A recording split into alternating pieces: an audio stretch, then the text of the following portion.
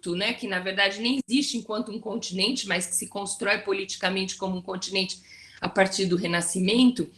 Mas no Renascimento ela é mais um dos espaços, né, de um mundo urbanizado que é muito antigo, que tem o Oriente ali, civilizações muito antigas e urbanas, em que não é a Europa quem conta, né? E ao mesmo tempo, se a gente pensar que séculos 17, 18, a Europa, em relação ao que são as outras partes do mundo, Império Otomano, Império Chinês, a própria Índia, ela ainda engatinha, né?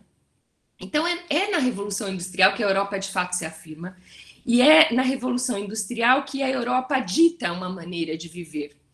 E eu acho que essa maneira de viver, né, e é o momento em que se cunham essas ideias de Oriente e Ocidente, essa maneira de viver ocidental, ela, de uma certa forma, ela vai de encontro, não ao encontro, de encontro contra, né, os atributos naturais dos lugares. O mundo, ele se homogeneiza de uma certa maneira, e os acentos vernáculos, e aí os atributos naturais da própria paisagem, eles vão sofrendo modificações. E é um momento muito curioso, à medida que também vai se apagando esses elementos da natureza, né, aquilo que são os elementos diacríticos de cada lugar, é um momento em também que vão se inventando tradições.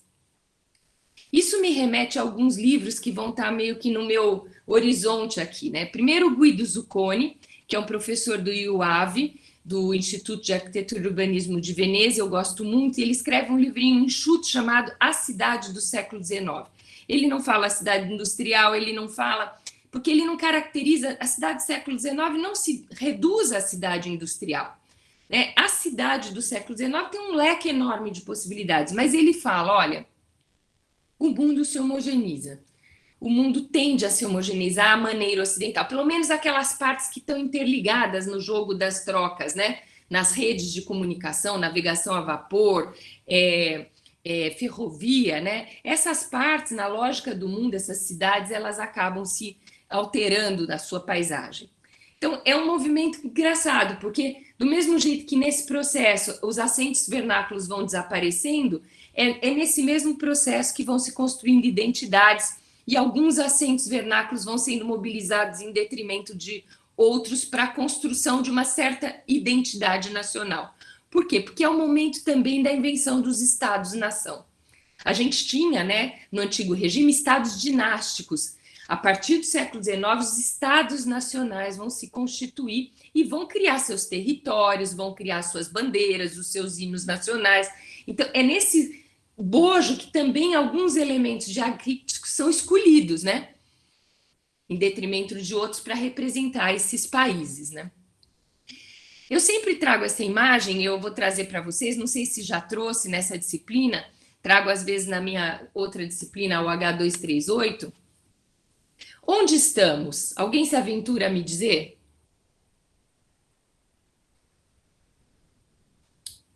Que cidade é essa? Eu acho que eu já trouxe essa imagem para vocês, alguns de vocês que já fizeram minhas disciplinas. Onde estamos?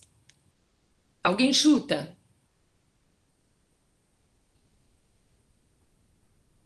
Essa imagem que me trouxe foi um aluno, quando fez o seminário do Guido Zucconi. E ele me trouxe porque ele disse assim, aqui você tem a confeitaria do meu avô. E antes de emigrar para o Brasil, essa cidade é Budapeste. Budapeste podia ser Santos, podia ser Campinas, podia ser Ribeirão Preto, podia ser até mesmo Rio de Janeiro, São Paulo, à exceção dessas chaminés e desses telados mais pontudos, né, que indicam um pouco de clima nórdico, nada nessa paisagem nos permite dizer que se trata de uma cidade neste ou aquele lugar. É uma paisagem, né, as cidades vão sendo encamisadas, é disso que se trata, né, com essa linguagem estética eclética, neoclassicista, né? As platibandas vão escondendo os telhados por conta das calhas, né? É uma paisagem que vai se homogeneizando. Isso que é Budapeste, antes, vamos dizer, desse encamisamento, que é uma cidade tipicamente do norte da Europa, fria, com telhados pontiagudos porque neva, esses acentos vernaculares vão sendo apagados. Da mesma forma, os atributos naturais da própria paisagem, né? É isso que, de uma certa forma, me incomoda, me inquieta em relação ao século XIX. O Eric Hobsbawm é, para mim, um historiador muito interessante, no sentido de que, apesar dele ser tido e havido como inglês, ele é um homem de mundo, ele nasceu em Alexandria, ele é a cara do século XIX. Esse século XIX que tudo podia acontecer em qualquer lugar do mundo, porque as redes de trocas eram tão intensas que Cairo, Alexandria, Istambul, Rio de Janeiro, São Paulo, Delhi, Mumbai, Pequim, essas cidades estavam, né, Budapeste, capital do Império Austro-Húngaro, junto com Viena, elas estavam trocando efervescentemente. E o Hobsbawm, no livro A Era dos Impérios, ele fala, logo na apresentação, ele narra a sua biografia. Ele é filho de uma mãe que, aos 18 anos, completando essa idade, resolve fazer a sua viagem de 18 anos, e ela vai escolher entre cidades que o tio tem uma série de lojas no Império, Esmirna, Trieste, Viena, ela é de Viena, né? Cairo, Alexandria, uma para ela visitar. E ela resolve ir para Alexandria, porque Alexandria se fala francês fluentemente, e ela, como uma boa formanda do século XIX, ela falava bem francês, e que era a língua franca, universal, e ela então vai para Alexandria. Em Alexandria ela conhece o pai do Hobsbawm, que é um inglês, já de família mais simples, não de comerciantes, de gente mais proletária, em que o irmão ele vai integrar os Correios e Telégrafos de Alexandria. É típico isso, né? Os ingleses têm uma série de negócios mundo afora, ferrovias, gas company, telégrafos, e esse irmão então vai, e vai um irmão meio bobão, meio chucro, que é o pai do Hobsbawm, sem emprego, ele é meio alterofilista, ele é meio sem rumo. E ele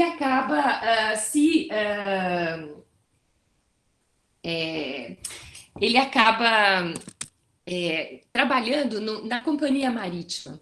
Também algo que é bem típico do capital inglês, né? Ele mundo afora, essas modernizações portuárias. E desse encontro entre o pai e a mãe nasce o Hobsbawm em Alexandria. E é o grande historiador inglês, né? E ele escreve sete livros importantíssimos.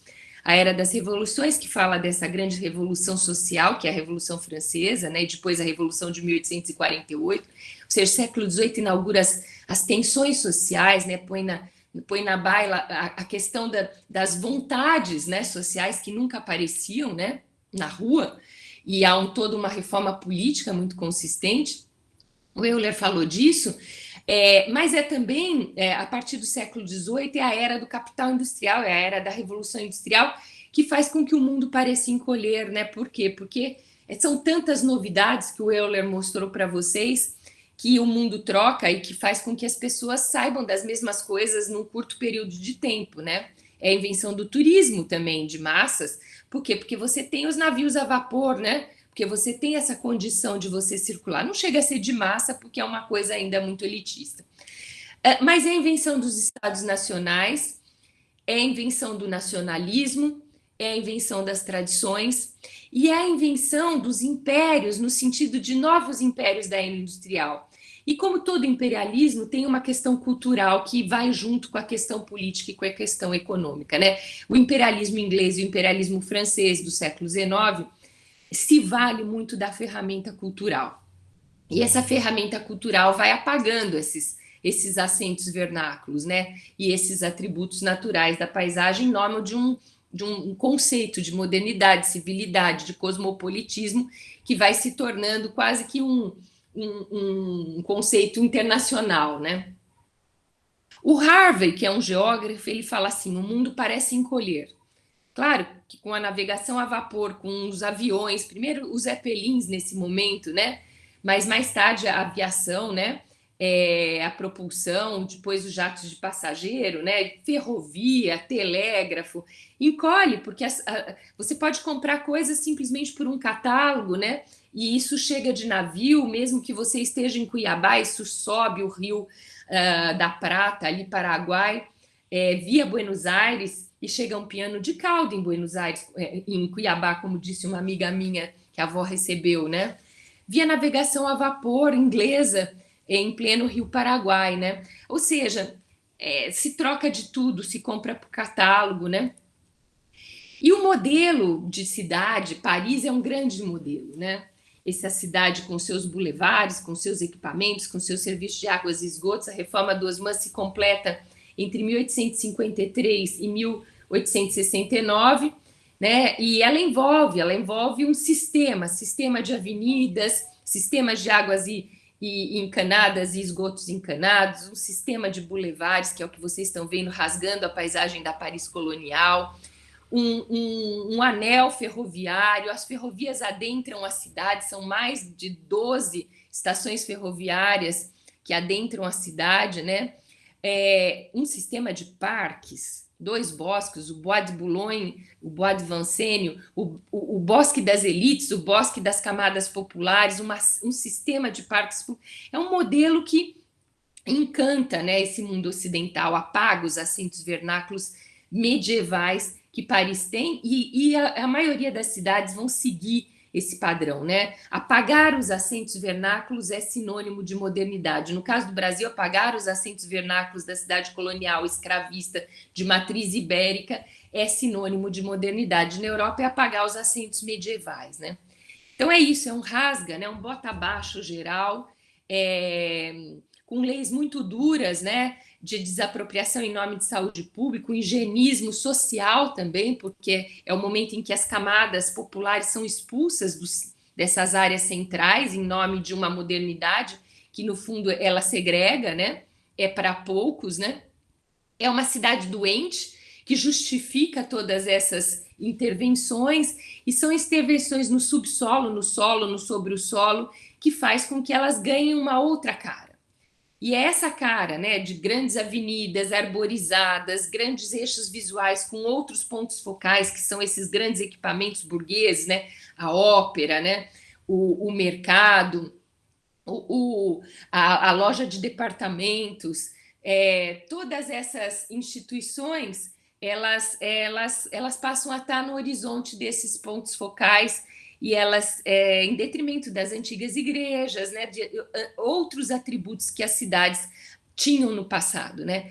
E esses kits são meio que universais, vão se tornando quase que universais, né? Toda cidade que se preze, que cresce, que entra na ordem do dia, tem que ter uma ópera ou tem que ter um teatro. Toda cidade que se preze tem que ter a sede dos Correios e Telégrafos. Toda cidade que se preza tem que ter edifícios institucionais, bibliotecas. Ou seja, as cidades começam a ter um kit, né, do que é moderno, né? E elas vão perseguir esse ideal. Sem falar, né, essa cidade que antes era uma cidade pouco convidativa para você passear, deambular, fazer promenade, se mostrar. Esses espaços, né, são espaços de exibição dessa elite, né, dessas camadas burguesas que vão se afirmar nesse cenário, né?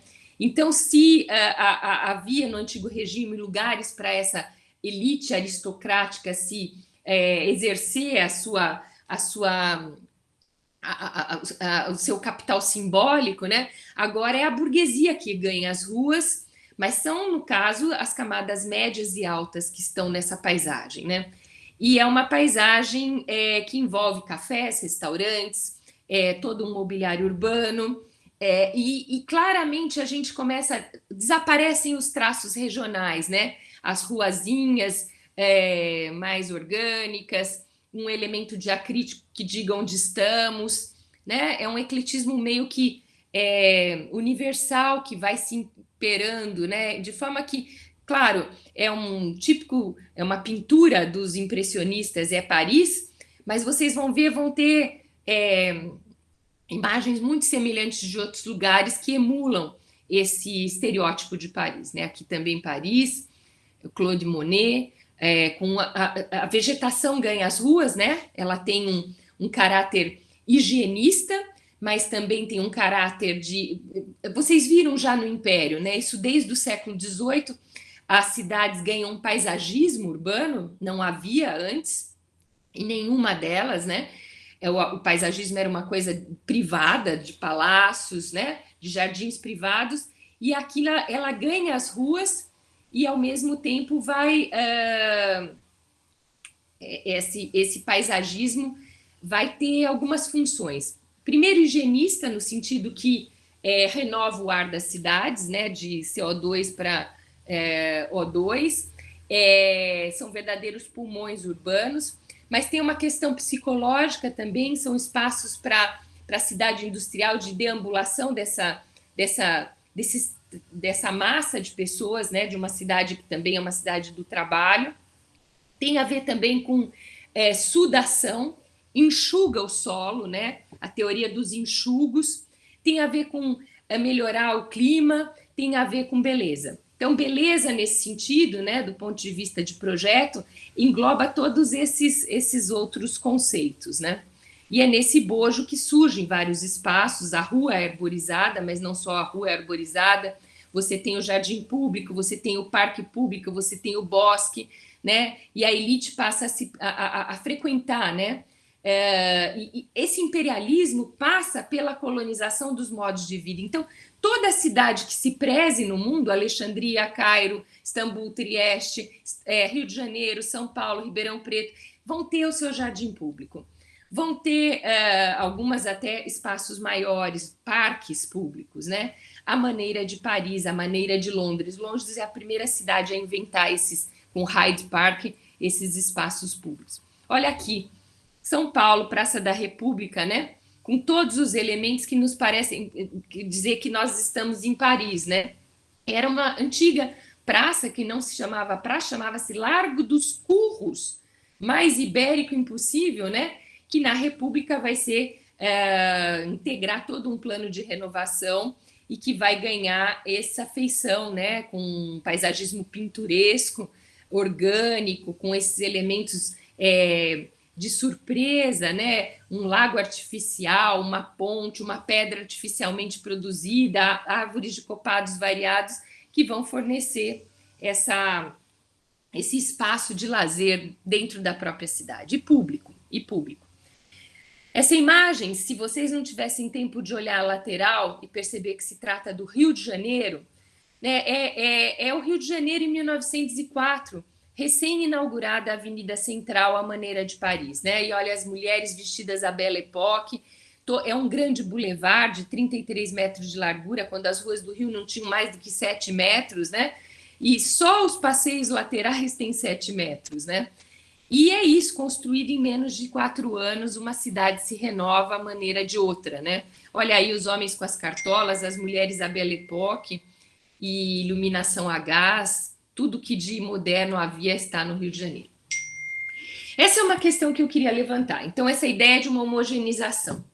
Uma segunda questão que eu queria levantar é que o século XIX inventa a história, inventa as disciplinas todas, a geografia, a arqueologia, a antropologia, né? É um século o urbanismo, né? Como disciplina técnica e teórica, né? E ela é um momento que se constituem muitas estigmatizações. Então, da mesma forma que com a antropologia e a arqueologia se descobre o outro, né, e se coleta elementos do outro, inclusive é o momento que se formam os museus na Europa, né? É um momento em que cada macaco vai começar a ganhar o seu galho no concerto das nações, né? E é muito desleal esse jogo de enquadramentos.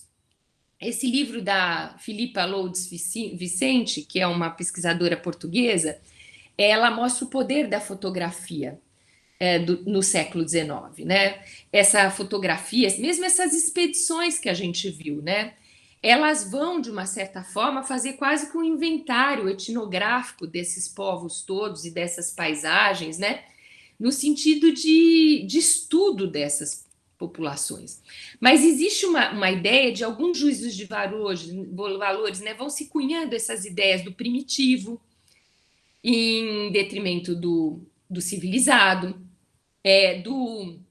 a gente tem o exótico, né, essa ideia do Oriente exótico, das 1001 noites, né, ou tirânico, dos sultões tirânicos, né, dos haréns, da mesma forma que aparece uma África, né, um Brasil tropical, com aspectos também de selvageria, uma África muito primitiva. E olha as fotografias, vão medir as pessoas, né? Eles vão fazer quase que um estudo, né? E ao mesmo tempo há todo um processo de colonização, no caso do mundo, né? O mundo colonial desse imperialismo do século XIX se alarga, né? A África toda vai ser dividida, feito um bolo de noivas, mas não é só a África. A África são colônias de fato, mas você tem um imperialismo cultural pela outra parte do mundo, político, econômico, né? Então, não necessariamente precisa ser uma colônia para você ser uma súdita do imperialismo inglês, do imperialismo francês, do imperialismo alemão, né? Do imperialismo belga. E olha aí as cidades da África, né? Vão ganhando ônibus, vão ganhando automóvel, vão ganhando todos os equipamentos do que deve ser moderno e a população medida, né? E catalogada no rol dos primitivos que precisam ser civilizados, né? E aí, olha aí, a população africana se autorrepresentando, né, à maneira ocidental. Isso a gente vai ver. Eu lembro que eu trouxe numa aula, né, as fotografias do meu orientando, do meu aluno, o Stepan, né? E o Stepan falava isso, né? O avô dele foi contratado como fotógrafo armênio em Alepo para documentar a família real síria em processo de modernização, de francesização, de galicização, quando a Síria se torna protetorado francês. Você veja a África, né? Eles querem se vestir à maneira europeia. Acabou aquelas roupas, aqueles hábitos, né? É uma colonização dos comportamentos, né? Aí uma comitiva da África islâmica, do norte da África, visitando a Torre de Belém. Pode entrar. Pode entregar, eu vou pagar aqui na janela, tá bom? Um terceiro aspecto que eu queria tratar é a questão das exposições universais. As exposições universais, elas tiveram um papel pedagógico, como diz a Heloísa Barbuy nesse livro maravilhoso chamado A Exposição Universal de 1889 em Paris. Nessa lição, nesse processo de educação em escala mundial, de colonização dos comportamentos, né, elas funcionavam como lições de coisas. E elas vão funcionar como um mecanismo de difusão, não só das modernidades, de equipamentos novos, etc., mas de maneiras de viver, né? E nesse sentido, elas têm um papel muito estratégico, não por acaso começam na Inglaterra com a Rainha Vitória, né, o Príncipe Albert, em 1850, no Palácio de Cristal, e anualmente tem exposições universais em boa parte das cidades internacionais importantes do mundo, né? E claro que elas vão funcionar como vitrines do mundo, cada país se exibe, né? Mas ao mesmo tempo é o lugar onde as pessoas, onde os países também se interam daquilo que é preciso, que é moderno, né? É um lugar das afirmações e dos negócios. Então, nesse jogo das trocas, né, existe um nível que é o do capital simbólico, em que o concerto das nações, cada nação está se posicionando, e ao mesmo tempo, dentro de cada nação, as elites dessas nações estão se posicionando dentro do país e fora do país, né, de forma que essa exposição ela é uma vitrine para o mundo, em que se codificam também muitos estereótipos, né? E aí vem as imagens que o Euler trouxe da Filadélfia, né, o pavilhão do Brasil. Os projetos dos pavilhões são algo muito objeto muitas vezes de concurso. Por quê? Porque esses pavilhões vão começar a criar certas marcas identitárias, né? Eu fiquei pensando esse de Filadélfia, não se entende por que evoca um neo-islâmico, né, uma arquitetura neo-isca, quando, na verdade, ela não seria uma arquitetura representativa do Brasil, né? Mas a gente começa a ver claramente, né, nesses pavilhões, vão aos poucos aparecendo elementos já críticos dos respectivos países, né? Aqui na Filadélfia, ainda o Brasil está representado de uma forma muito pouco característica dele próprio, né? Mas a gente começa a ver que já na Filadélfia havia um pavilhão do café do Brasil, né? Ou seja, o que cada país é capaz de dar, né? O que cada país oferece para o mundo, né? Eu acho que as exposições mereceriam da nossa parte um certo cuidado, um olhar, né? No sentido de mostrar exatamente como é que o Brasil vai construindo essa sua imagem internacional e como isso tem a ver com a própria construção de uma imagem dentro do próprio Brasil. Ou seja, haveria uma imagem do Brasil para dentro e uma imagem para o Brasil para fora, é a mesma imagem, né? Essa imagem do país tropical, né? É assim que aparece, a imagem do país rico e pródigo, né? Onde é a terra onde tudo dá, né? É a terra de commodities muito importantes. Então, o cacau, cada estado vai se apresentando nessa, né, e não são todos, alguns, né, nessa exposição. Aí interessa também perceber nessa república que alguns, né, aí nós estamos ainda no Império, e a gente começa a ver, olha aí, né, essas exposições é o lugar em que se divulga a iluminação elétrica, onde o Santos Dumont dá a volta na Torre Eiffel de balão, né, onde as elites sobem na Torre Eiffel para ver Paris de noite, mas é o lugar onde se selam muitos negócios. Então é muito importante para o Brasil estar ali, né? E dizer a que vem, o que oferece, né? E eu queria muito parar para pensar o que o Brasil oferecia nesse momento. Certamente não oferecia máquinas, certamente não oferecia grandes novidades da era industrial. O pavilhão do Brasil da exposição de 1889 ainda não representa, né, na sua arquitetura nada genuinamente nacional, né? Aí uma torre do Palácio Strozzi, italiano, mais italianizante impossível, quer dizer, um ecletismo que ainda não traduz, né? Mas em que medida, aos poucos, essa arquitetura nossa vai aparecendo nesses pavilhões? E essas exposições, conta a Heloísa Barbuí, elas tinham um papel muito interessante porque elas tinham um papel de contar uma história da humanidade. E havia, inclusive, exposições, no caso da de 889, havia uma área destinada à cronologia da humanidade, tinha quase um aspecto didático, né? O homem da caverna até a supercivilidade, né? E aí começava a aparecer o lugar de cada um nesse concerto, né, da humanidade. Então aparece o Senegal, a África primitiva. Havia espaço nas exposições, essa de 89, inclusive, que reproduziam certas partes do mundo.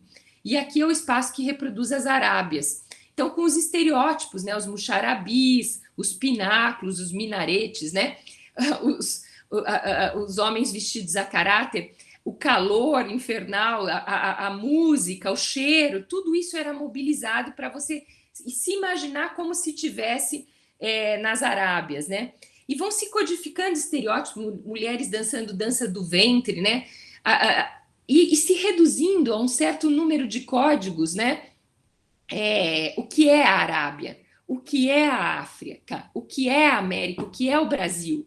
É como se o mundo islâmico é muito variado, né? Eu vou ter que interromper um minutinho, só para pagar aqui uma coisinha.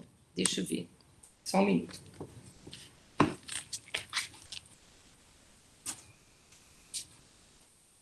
Certo ou certo? Certo. Colocar assim no jeito.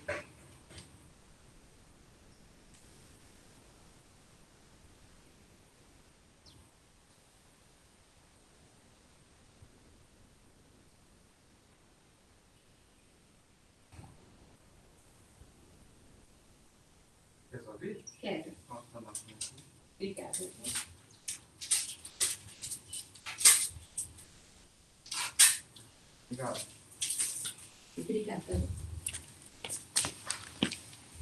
Desculpa, gente.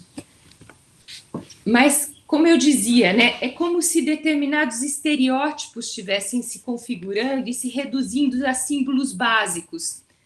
Então, se a Arábia se reduz a ter muxarabi, minarete, vestir desse jeito, né, é uma certa arquitetura com tipo de arquitetura, né, característico, não quer dizer que na Índia, porque você tem a parte norte da Índia que é islâmica, você tem o norte da África, o Egito, o Cairo, Alexandria islâmica, você tem Turquia, certamente não é homogêneo esse mundo islâmico, né?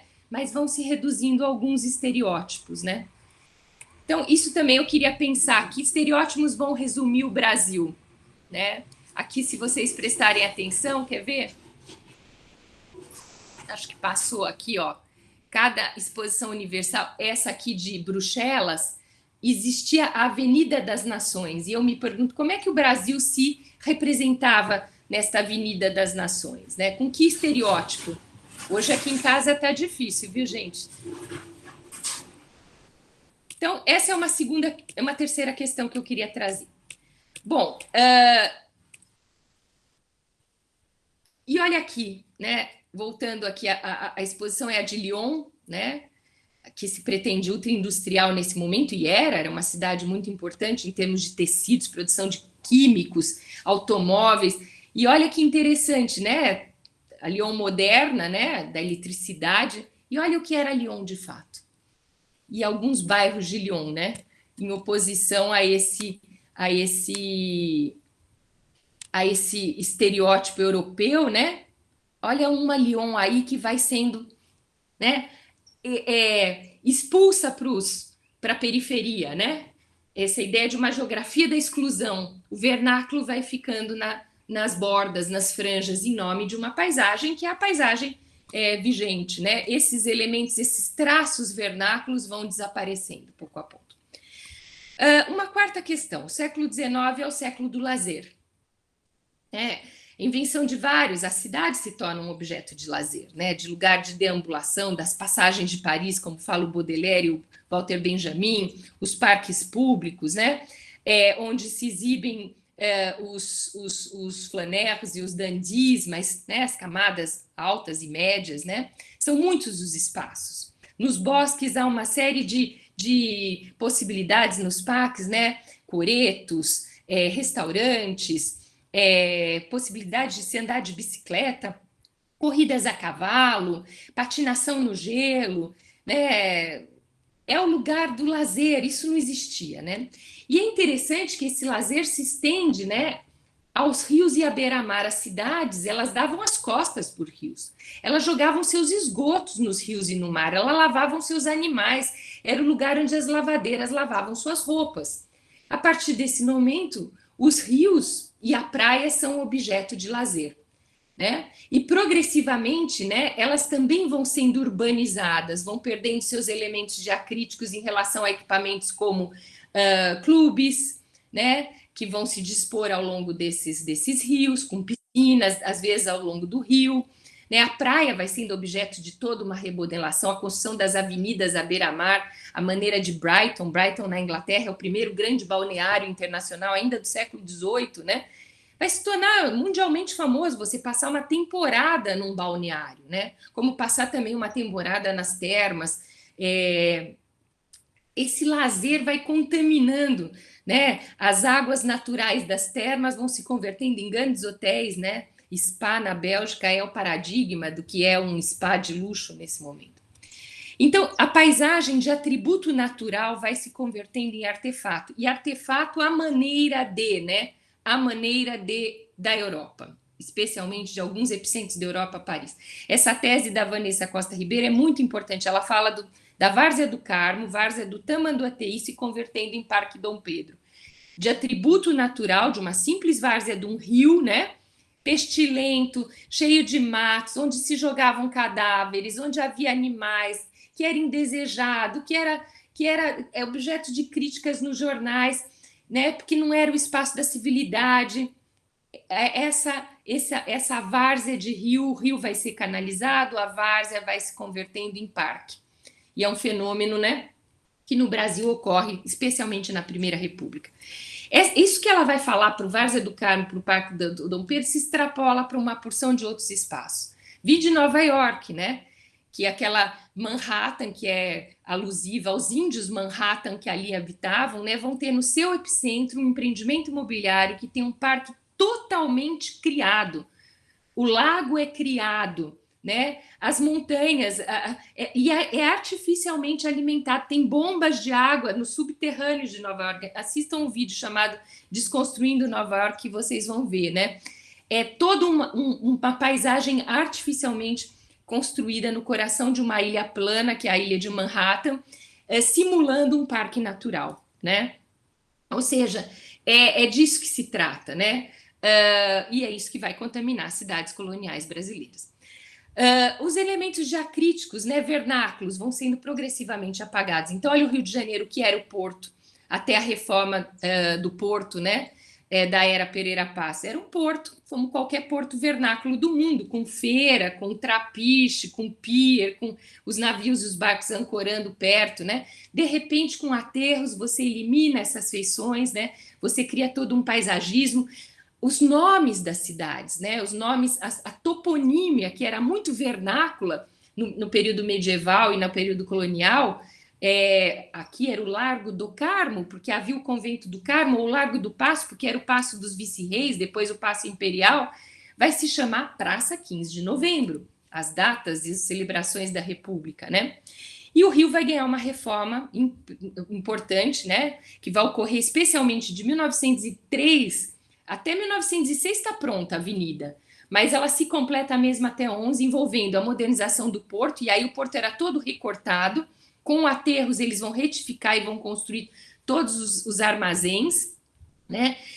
O porto vai estar conectado à Praça Mauá, onde hoje está o Museu do Amanhã, com uma grande avenida Boulevard, que antes eram espaços de residências, vão se converter em espaços de escritórios, uma avenida larguíssima, atrelada a outros bulevares que estão aqui representados em laranja. O canal do Mangue, que era super pantanoso, vai ser drenado e vai ser convertido numa grande avenida arborizada.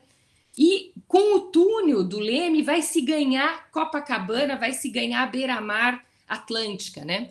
Olha o que são esses novos bulevares, Arrasa Quarteirão, que vão passar batido, né? E vão se começar a se pensar na demolição dos morros e conversão dos morros em aterro. O Morro do Castelo, que é o original do Rio de Janeiro, onde a cidade nasce, em 22 ele vai ser posto abaixo, a jato de água. O do Santo Antônio vai ser todo recortado e vai dar origem ao aterro do Flamengo, né?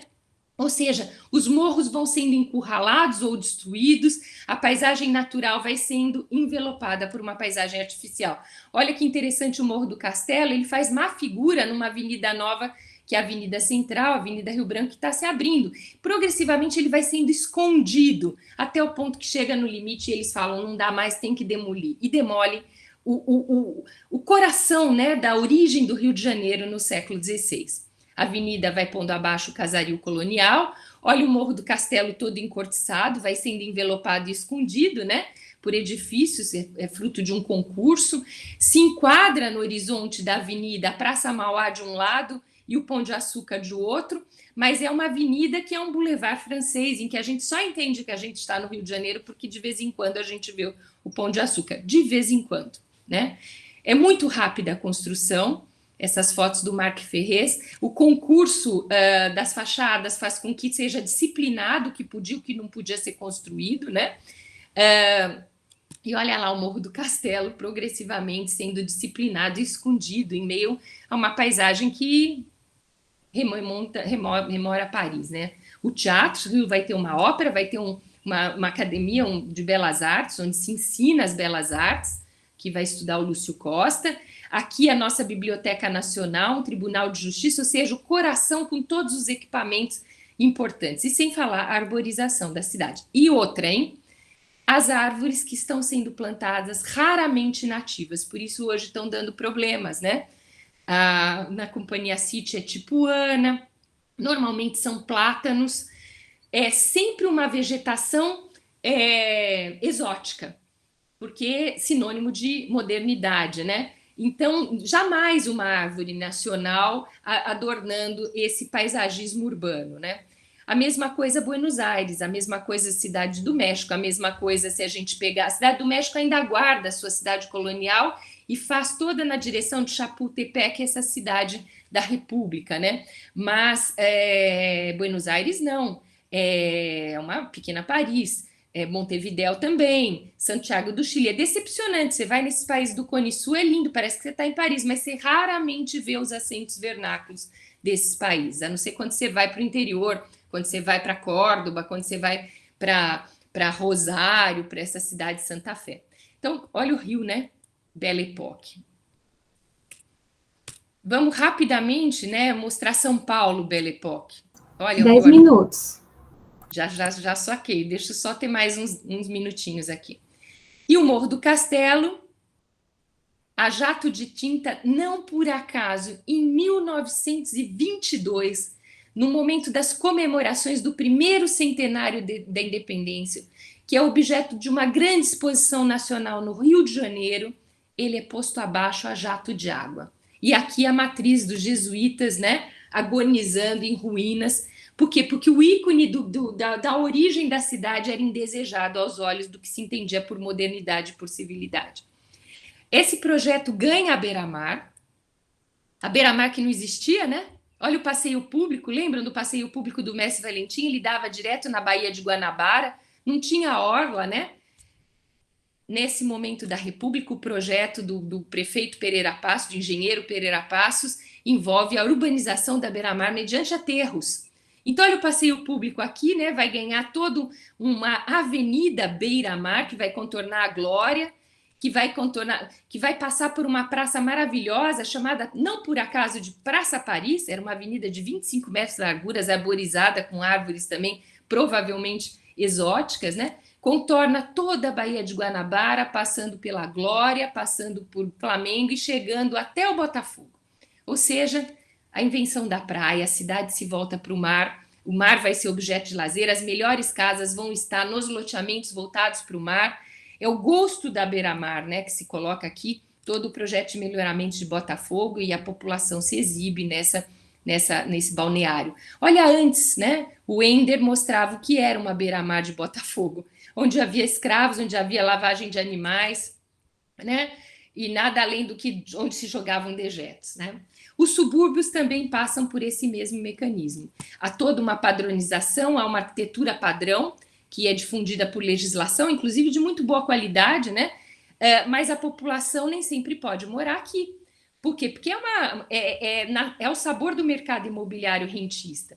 Então, assalariados moram nos subúrbios de Vila Isabel, de Tijuca, mas e quem não pode? Os ex-escravos que vão ser expropriados das antigas moradias vão subir o morro.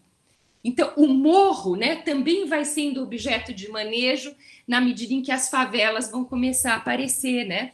Em meio aos cortiços também vão surgir as favelas, as habitações subnormais. Mas tem uma cidade idealizada, né, que se quer idealizada e que vai encurralando o indesejado, né? E aqui um subúrbio, né, como Vila Isabel, também com sua rua arborizada, com algumas casas já com jardins, etc.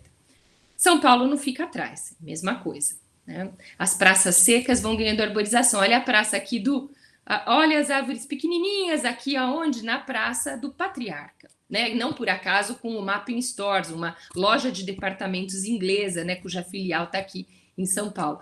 O traço vernáculo que sobra, a igrejinha do Santo Antônio, vai ficando apequenada em meio a uma cidade que vai se verticalizando e vai apresentando outros ícones, né? São Paulo é muito interessante se pensar esse papel dos institutos históricos geográficos regionais. São Paulo, no momento que enriquece com café e sai de um estágio secundário na colônia, porque São Paulo não tinha um protagonismo, né? Vai ter que construir a sua própria identidade regional. E é isso que também vai acontecer. Os institutos históricos geográficos regionais vão construir as identidades regionais. E São Paulo vai construir a sua, em torno do bandeirantismo, né? Em torno de uma série o café, a ferrovia, a modernidade, o progresso, né? A locomotiva do Brasil. Isso é tudo construído pelo Museu Paulista, pelo Instituto Histórico e Geográfico de São Paulo, vão construir uma história para São Paulo. Vão construir uma aristocracia para os paulistas que não tinham. Vão buscar ancestrais nos bandeirantes, vão construir a figura do bandeirante, vão criar um museu, que é o Museu do Ipiranga, ainda no Império, e esse museu na República vai ser todo aparatado. Isso vai culminar no quarto centenário, em 1953. Então vão ser construídos ícones não só para o país, mas a República Federativa do Brasil, que dá muito poder aos estados. Cada estado vai também construir os seus próprios ícones, as suas próprias bandeiras, os seus próprios hinos, né? E claro que São Paulo tem muito a ver com café. Você percebe até na arquitetura dos edifícios. O Banco do Brasil de São Paulo tem elementos do café na própria ferragem, né, dos seus balcões, da sua serralheria artística. Até o edifício Guinle, se vocês prestarem atenção em São Paulo, na Rua Direita, na ferragem, na serralheria artística, usa das folhas do café, porque o café vira uma marca de São Paulo, né? E claro, ferrovia, porto, faz com que São Paulo tenha condições de acessar tudo que o mundo oferece, né? São Paulo cresce vertiginosamente com uma população de maioria imigrante, e é interessante ver, né? Tem uma São Paulo formal, mas tem uma São Paulo informal. Eu estou com uma aluna de TFG que está estudando o avô dela, que é um preto, e essa aluna é branca, e ela vai querer estudar a história do avô dela, o avô Pedro, é o TFG dela. O avô dela morava no Macalé. Ele é um construtor muito bom, ele faz uma azulejaria muito refinada, e ele se insere socialmente. À medida que ele vai se inserindo socialmente, ele não por acaso sai do Macalé, que é essa zona não urbanizada da Vila Mariana, que não se chama Macalé por acaso, né? Um nome tipo um gueto de pretos, mas ele vai morar no Paraíso quando ele ascende socialmente. Ele se casa com duas brancas e ele vai ter toda uma nova geração, ele vai se embranquear. É como a República deseja esse branqueamento, né? O apagamento dos traços vernáculos. Você vai para a Argentina hoje, você não vê nem preto, e teve muito escravo, e você não vê índio, né? É um branqueamento da população estrategicamente pensada com a atração de imigrantes, né? E é isso, a população indesejada, ela fica nos macalés da vida, ela vai indo para as franjas, ela vai sendo expulsa, né?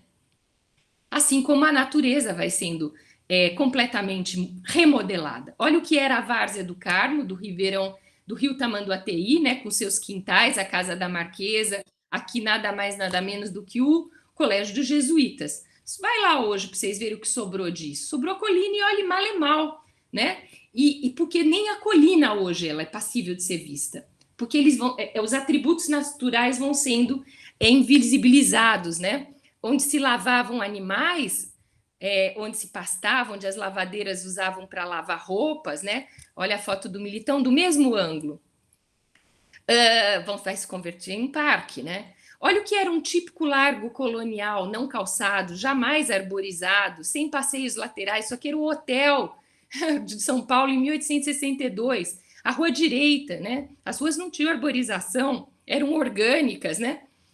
Tudo vai ser posto abaixo. A sé, né? A taipa, o escravo, o que não interessa da paisagem vernácula, dos elementos diacríticos, né? Vão sendo postos abaixo em nome de uma modernidade, né? A Rua do Rosário, que é alusiva ao Rosário da Igreja do Rosário dos Pretos Escravos, logo vai se tornar Rua 15 de Novembro. E a própria Igreja dos Pretos Escravos vai ser a primeira que vai ser removida do centro da cidade. Vai ser jogada lá para o outro lado do rio, no Lago do Paissandu. E logo, em 1900, a Rua 15 de Novembro parece que você está em Paris, né? Olha, parece que você está em Paris em 1911. Rapidamente, né? E torreões se destacam, mas não mais das igrejas, dos palacetes comerciais. Esse aqui é o Palacete Paiva. Não tem nada a ver com a igreja, né? São outros ícones, são outros torreões. Aliás, são outros palacetes, né? Apologia do próprio comércio, né? E quem está na rua? Quem pode estar na rua? Não é mais o escravo. São as camadas médias, são as camadas... É proibido o comércio ambulante, é proibido, né? Determinados usos dos espaços da cidade, em nome de uma modernidade. Os rios são canalizados, né? As praças de largo são convertidas em praças e são arborizadas, sempre com árvores exóticas. A própria igreja do Rosário dos Pretos, que está aqui demolida, dá origem a um palacete comercial, não por acaso da família do próprio prefeito, que dá nome novo à praça, praça hoje Antônio Prado, né? E assim por diante. Olha, o rio canalizado vai dando origem, essas casinhas logo vão sendo removidas, né? E é todo um projeto paisagístico que vai apagando as várzeas, apagando os rios, a ponto da minha filha ter ido comigo no centro da cidade. Eu falei, olha, aqui é o rio Tamanduateí. Ela falou, o quê? Mas eu não estou vendo. Claro, você não vê nem vestígio do rio, né? E aí, a conversão dessas áreas num grande parque público, inclusive com uma assinatura, né? Como mediador de um francês, o mesmo francês que tinha atuado no processo de arborização de Paris, né? O Bouvard trabalhou com o Alphand em Paris. E olha o que é um parque moderno. É um parque, né, pinturesco, dentro da estética do Pinto-Lê. Na verdade, é um sistema de parques, né? É o Parque Anhangabaú casado com a Praça da República, que por sua vez é casada com a Praça do Patriarca e que por sua vez tem a ver do outro lado do rio com a Praça com o Parque Dom Pedro II, né? E olha esse parque, né? Com árvores certamente exóticas, com edifícios à maneira francesa, e com visualidades, né? Um espaço devolvido à cidade extremamente europeu, né? Da mesma forma, o parque do lado leste da cidade, né? Do mesmo jeito que em Paris tem o Bois de Boulogne e o Bois de Vincennes, o Parque Dom Pedro é o parque das camadas proletárias, que habitam justamente junto da Várzea do Carmo, habitavam porque pela planura dela aqui se instala a ferrovia, e junto da ferrovia as fábricas, junto das fábricas os bairros das camadas mais populares. E esse é o jardim destinado a elas, né? Mas igualmente tratado à maneira europeia, mas claramente uma geografia da exclusão. Um é o cartão de visitas da cidade, o outro é o lazer das camadas populares, né? Inclusive com seus parques de diversão, como o Shangri-La e outros, né? Mas quando a gente vê as imagens de quem ali circula, é claramente um outro público, né? O primeiro Boulevard de São Paulo, Boulevard São João, o mais largo, para isso desapropriaram esse lado, para que ficasse a Rua São João mais larga, e ele é todo arborizado, né? Cruza, e ele tem alguns ícones, o Correio, o Palácio dos Correios e Telégrafos, né? E os bairros novos ganhando jardins, não mais só o recuo lateral, mas o recuo frontal, né? E deixa de existir o quintal para existir o jardim. Isso é uma tônica, né? E os recuos frontais vão fazendo com que os jardins ganhem também a rua, né? E sempre jardins com roseiras, com plantas exóticas, né? A Avenida Paulista, toda ela arborizada também, com árvores exóticas, os grandes lotes, né? Jardins imensos, muitos deles planejados. Aqui a nossa pós-graduação, a Vila Penteado, que se voltava para o Boulevard Burchard, né? Um jardim pinturesco. Esse aqui da Dona Veridiana, logo em frente também, projetado pelo Glaziou, o mesmo arquiteto, paisagista que projetava jardins para o Rio de Janeiro. Olha aqui o que é uma rua, né, de um bairro jardim, né? Higienópolis já não nasce com esse nome por acaso, assim como a Aclimação, né? E os bairros todos da Companhia City. E os subúrbios, né? Do outro lado da cidade, muito menos arborizados, com um restinho de quintal ao fundo, né? Às vezes com uma latrina, por conta dos banheiros chegarem junto com água encanada mais tardia. Então, você ainda tem o resquício, às vezes, de um quintal, do que é um quintal, onde escoara uma roupa, né? Mas a exigência da lei, do recuo, né? Da casa toda iluminada em todos os seus planos, da casa solta do solo com um porão alto, né? Ou seja,